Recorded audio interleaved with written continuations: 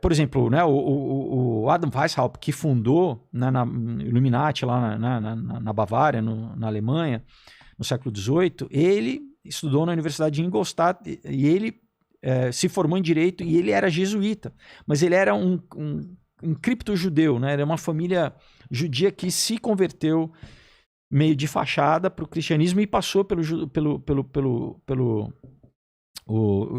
a ordem jesuíta, que é o braço armado da Igreja Católica, né? Que foi expulso de vários países, inclusive o próprio Inácio de Loyola, quando ele conta que ele teve uma revelação, mais ou menos como Maomé também, meio que, né, como Joseph Smith, esses caras que dizem que tiveram uma revelação assim, e é uma sociedade secreta, entendeu? O que a gente tem que desmistificar um pouco, né? Porque basicamente é o que é isso, as pessoas não querem que você saiba. Então, por que os órgãos de inteligência nos países, o MI6, né, a CIA nos Estados Unidos, todos, a origem deles são em sociedades secretas. Por exemplo, a origem da CIA é a Sociedade Skull and Bones, lá em Yale. Ah, é? Que foi fundada no século XIX, 1830, por aí.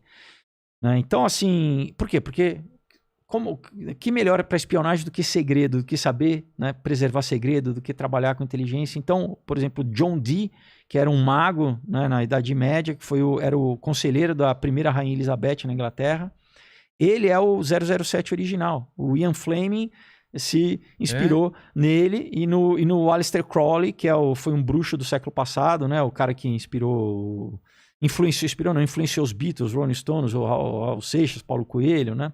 Mas o John Dee, ele assinava 007. O quê? Que quer dizer two ball cane, 2 bolas e cana. A cana é o 7. Cana? Em referência a cana de bengala, tá? Que em inglês cane é uma bengala, mas o 7 tem esse desenho de uma bengala. Mas por quê? Então, porque faz referência ao Tubal-Caim. Tubal-Caim na maçonaria é um dos pais da maçonaria, né? Além do Hiram Abif, entendeu? Que quando você lê biblicamente é o cara que começou com metalurgia, com o que você lê no livro de Enoque. Tô pegando um monte de referência aqui, mas enfim, que a história é assim. Livro apócrifo, né? Mas apócrifo, mais que os discípulos conheciam, né?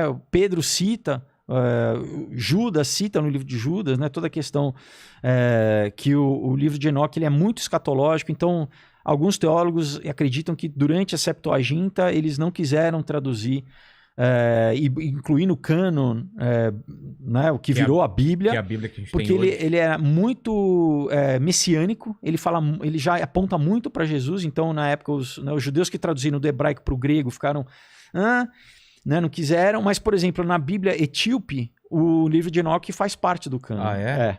E ele fala basicamente de revelações do futuro. Fala do futuro, mas também ele fala da questão, por exemplo, dos nefilins, né? São os anjos. Os filhos dos... São os filhos dos anjos com as humanas. Não. Os gigantes são os filhos dos nefilins com as mulheres humanas, Peraí. Então... Nefilins o que são? São seres, são anjos que se rebelaram contra Deus, né? Quando você lê no livro de Enoque, que 300 desceram no Monte Horebe, né? E que eles deram tecnologia para o ser humano, vamos dizer assim, né? Então, tem até a relação, o que cada anjo deu. Exato. Então, assim, droga, farmacopeia, tá? O uso de droga como alucinógeno para romper o véu dimensional. Não é à toa que a Bíblia, o mesmo termo em grego para droga é para feitiçaria, é farmacopeia. Porque não é à toa que por que todo xamã historicamente usa alucinógeno, né? Para isso. Para romper esse mundo espiritual. Exato, você tem contato, porque a nossa glândula pineal, ela produz MDMT, né? É uma glândula do nosso corpo. Eu tomei ayahuasca, ele aciona isso daí. É muito sério, cara, porque você se expõe, você fica vulnerável ao mundo espiritual. Quer dizer, as pessoas já estão, se a gente imaginar que existe, né, obviamente, quem não acredita, né, quem é que só reducionista e materialista, não acredita em nada disso. Agora, se você acredita numa metafísica, né, não só a Bíblia, mas toda a tradição religiosa fala que existe, né, outras dimensões espirituais, né? A tal da metafísica. Coexistem, né, com esse mundo. Exato. Esse mundo da mesma forma que está gente. Passando onda sonora aqui, onda de rádio, a gente não está vendo, celular, não quer dizer que elas não existam, né? Porque a nossa capacidade de percepção, ela não capta essas ondas. Na mesma frequência de luz, né? O nosso olho vê uma frequência estreita de luz, né? o nosso ouvido ouve uma frequência sonora restrita, né? Não quer dizer que essas coisas não existam, né? Exatamente. Mas enfim, então a droga tem sido, por exemplo, na Grécia Antiga, o oráculo de Delfos, né? Você tinha as pitonisas, que eram as profetisas que elas inalavam o odor que saía da terra, de tipo enxofre mesmo, né? Que era a área vulcânica, e elas entravam em transe.